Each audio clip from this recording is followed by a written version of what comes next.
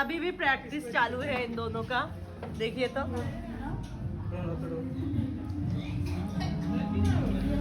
কেমন লাগছে তোর? এ ভাই তোকে মেকআপ করে দেবো একটু। হ্যাঁ আই একটু করে দেবো।